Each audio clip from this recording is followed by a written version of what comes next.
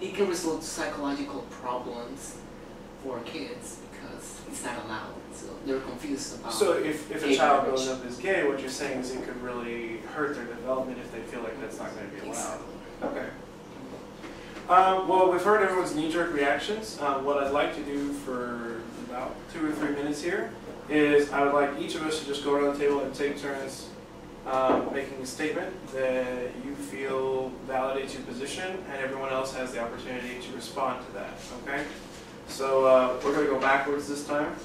Philippe, please tell us another thing that you feel is why you legalize gay marriage. Just well, because basically it can bring financial gain to state and local governments. okay. Like. So stop there. Okay. Does anyone else have a comment on whether or not gay marriage would actually bring financial gain to the government? Like, would legalizing gay marriage actually earn the government money? It may bring gain to the state and local governments, but it would cost the federal government. How so? Because they have to provide all the tax breaks. Okay. And then they also reimburse a lot of individuals for their state income tax as well. So realistically, even if it on a local level provided like increased jobs like in New Jersey where it did, federally speaking, it's not going to help our current economic situation. Do you feel like it would make it worse? Yeah, it costs federal government more money. Okay. But you said federal government issues like refunds and things like that to a lot of weird people. But it also depends on what kind of tax bracket they fall under. Well, I mean, what I mean is, so as individuals, you pay more taxes. When you get married, that's one of the benefits of being married, is you get more money back returned, so they have to return more money to more married couples if gay marriage was allowed. So for you, it's just a straight numbers game then. If more people are getting married, then more tax breaks are being issued. Yes. Okay. Just an idea to throw out here. What if the marriage financial benefit was pulled? What if no married couples received tax benefits and everyone was taxed individually? Avante, how would that affect your opinion of helping the economy? No. You sure? I'm just dragging this question. We're all basing. No, don't worry. We're still going off of Philippe's helping the economy. I'm just curious to hear your opinion on that. All right. If all marriage benefits financially for taxes were removed, how does that change the scenario? Are we still helping the economy by legalizing gay marriage? Yes. Okay. Why? If there's no benefits for on the federal level, isn't there still like an increase in saving and spending on the individual level? Wouldn't there still be an increase? So you're saying since they're kind of pooling their resources, they're still going to increase because they're going to have more available? Right, exactly. Okay. Like it's going to become a combined income and combined savings and all that. And so, I think that if I got married, guy or girl, I'd probably save money with them and spend more money with them or whatnot. So, at the grander scheme, I think it's still, it's more of an increase spending-wise, which that's what we need to have more jobs. Okay. Right. Well, That kind of. We'll let Ryan go then. You say more jobs, but then the whole point of marriage is procreation, and gay couples don't procreate. So. I wouldn't say that's the whole point of marriage is procreation. It's I wouldn't say it's not the only point. To be fair, it does. Okay. To be fair, scientifically speaking, yes, man plus woman equals child in most cases. That is how that works from all angles. However, earlier, just out of curiosity, when you had argued against legalizing it, you said if other states wanted to, that was their decision to make. Do you personally feel that on moral grounds, legalizing gay marriage would be a mistake? Just to clarify your arguments. To play devil's advocate, yes. Okay. On moral grounds, yes. Okay. So, by your argument, if a heterosexual couple aren't getting married to have a child, they shouldn't get married. For the original reason of marriage, for procreation, yes.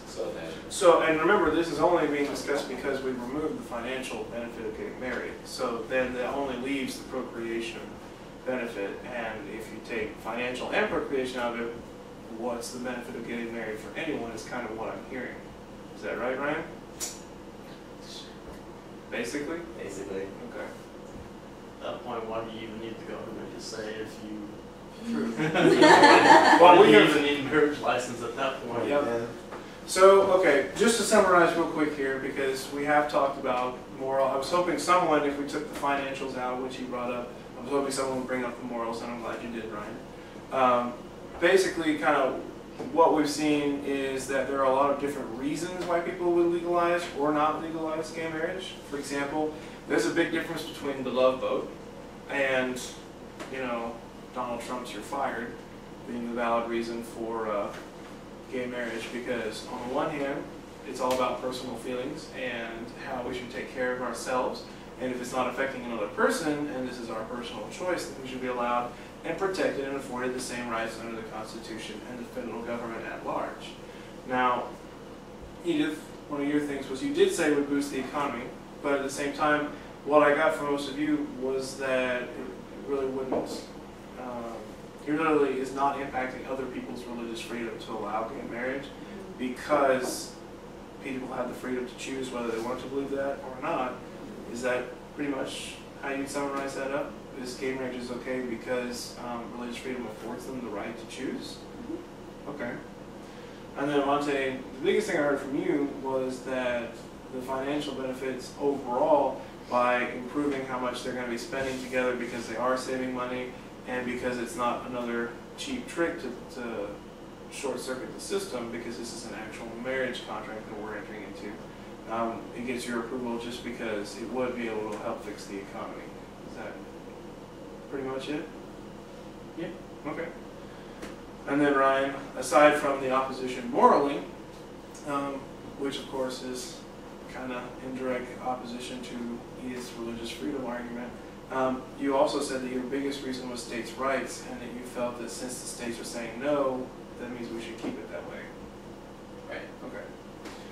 And then James, your primary and kind of sole back in there, almost in a Ron Paul fashion, was that it pretty much is up to the states to decide, and the federal government doesn't have any business. Is there anything else you kind of wanted to add to that? Financials. So you feel that it is causing a problem when the federal government loses out on the revenue from those individuals being taxed? Yeah, maybe with the amount that we have. Okay. And then of course, James the second. The biggest thing that I heard from you was that it didn't really hurt anyone else. Kind of on the lines of Philippe's, this is kind of their personal choice, so we shouldn't be getting in the way. But I also found it interesting that you know, you did point out the fact that gay marriage is such a new thing that there's not a lot of data out. Well, it's not relevant to say that heterosexual marriages have a certain divorce rate when you have no data to compare it against. Okay. There could be a greater divorce rate in gay marriages, but because it's illegal, then that's a sort of tabooness that some people enjoy.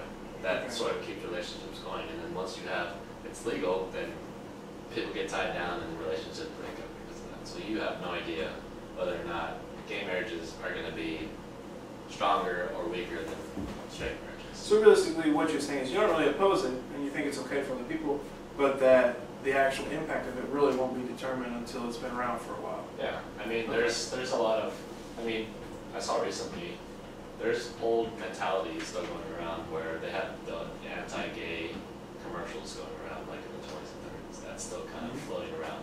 People from that era are still alive, kind of carrying that mentality. Okay. So once that goes away, then I think we'll figure out what's what. All right.